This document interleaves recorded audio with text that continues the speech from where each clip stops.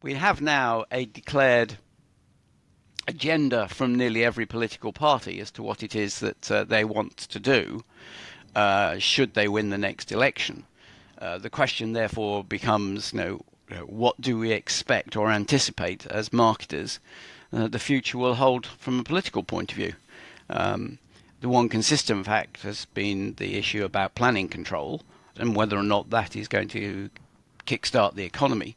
But one of the things that I think that, and indeed other EU countries, today there's a report on the new budget for Italy, which is all about growth and massive tax cuts. And so we are back to what Liz Truss brought about, which was the conflict of the ideas of how do you fund growth when you've got a very high debt, and every political party has a version of that. Whether or not you actually believe that they will implement it, as they say, is the biggest issue, I think, in politics at the moment. I think the one thing we do know is it's going to be an uncertain period. We know in the UK we've got a general election probably next year. I think they can just push it out to 2025, but most January. likely next year. That always means there's a lot of jockeying and position going on. There's a lot of conflicting information that comes out. This is inevitable. We know this is going to happen. And then you have the 6 weeks of the actual general election campaign, in which usually anything can happen and does. From leading politicians punching people through to being caught on mics, through to odd policy comments, etc., etc. So we know that we within the UK are in for a period of uncertainty. There seems to be quite a lot of uncertainty in other countries around the world. There's quite a lot of Poland's just had their election. There's a lot of elections coming up. Countries are starting to struggle economically, as you've just said.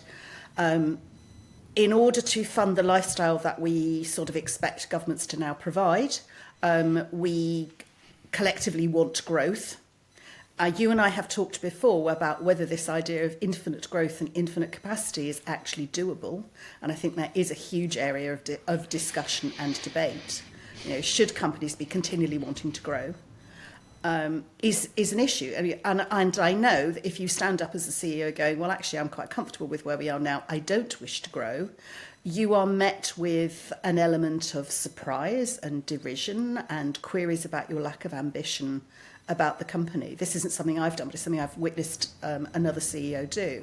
And it was quite interesting. It was done in quite an intimate dinner setting. We were all CEOs around the table. And the reaction was a collective intake of breath, as though this was quite a big challenge. So I think there are some things that business needs to consider and marketing needs to consider about just how much of this growth can we continue with. Yes, I think it's one of the elements where we have, and I saw today someone who is head of demand generation.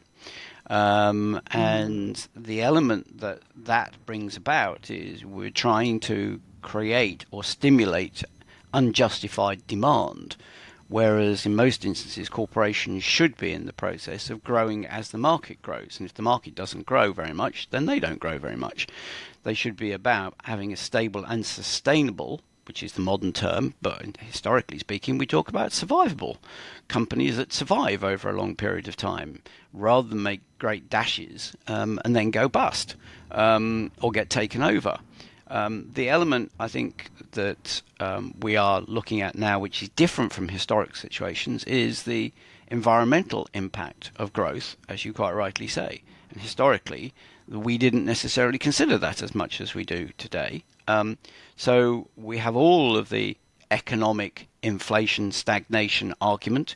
We have all of the technological it will be all right, we'll solve it with new technology argument, but on which we then have to imprint the how much can the planet stand, or how much can we bear the cost of heat increase above 1.5 degrees, which we seem to have surpassed. So these are, I think, the standard constraints that we now have to consider as marketers. Having said that, of course, there are unrestrained growth opportunities which don't have impacts. And they are, of course, the ones that are being talked about on the periphery at the moment. But when we think about them, we often think, oh, well, that actually is science fiction. But essentially speaking, we are talking about off-planet activities. We're harvesting potentially asteroids. You smile. But if someone would have talked 60 years ago about having talking computers or thinking computers or cars that might drive themselves, you would say it was science fiction. The It was prospect of science fiction.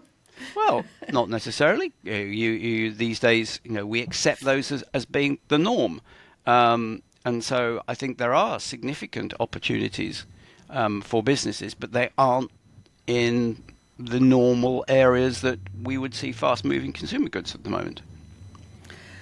I think the other area that's going to come up much more on the environmental side is digital. We tend to go, oh, well, we've got rid of paper, therefore we're not cutting down trees. I'm doing everything digitally now, therefore I'm being environmental. And that element of digital heat and digital storage and the amount of excess that digital is now creating and the effect that that's having on the environment, I think is also going to become a huge hygiene factor that we're actually going to have to start accepting, that you can't just keep every single meme, every single small amusing video, every item of paper because it's fine because I've stored it digitally. I hope that that's going to become as unacceptable now as having an office full of paper has already become. I've not really delved into the argument as to whether or not the email or the digital world is causing us massive heat problems.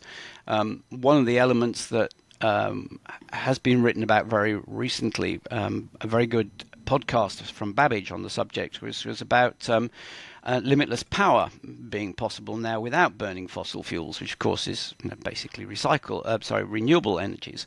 And a Canadian professor has written very powerfully on the subject that now you can solve most problems with renewable energy. You just have to have the political commitment to do so.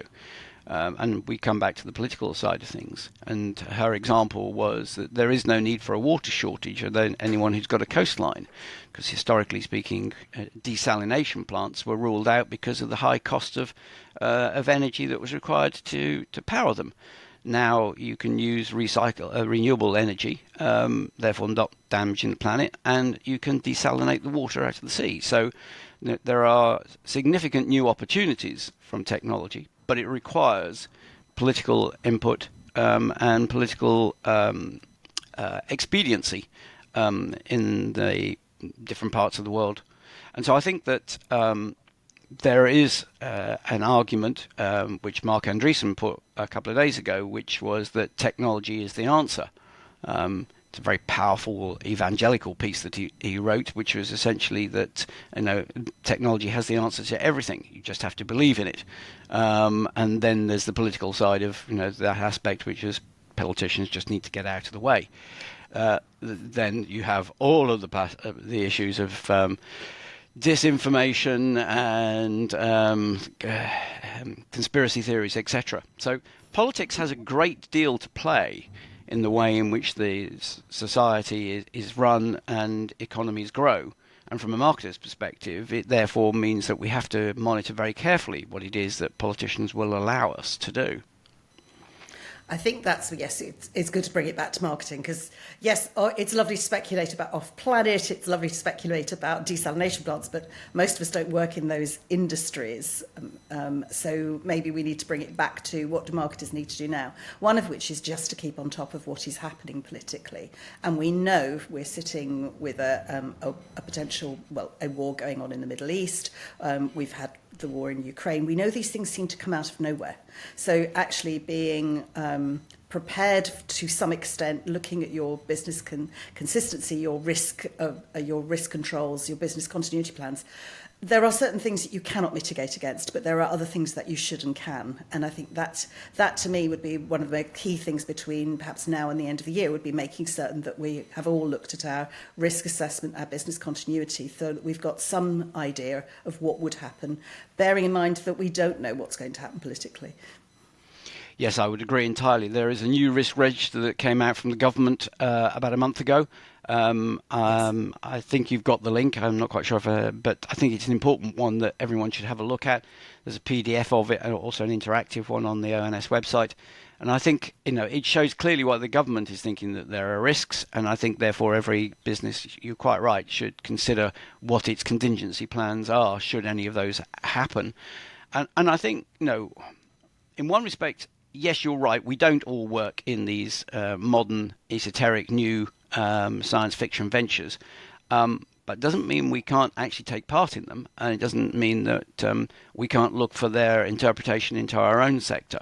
And I think that is where innovation comes about. I mean, one of the aspects, I think, for all marketers is that if there is no economic growth or limited economic growth, it's got to come through innovation.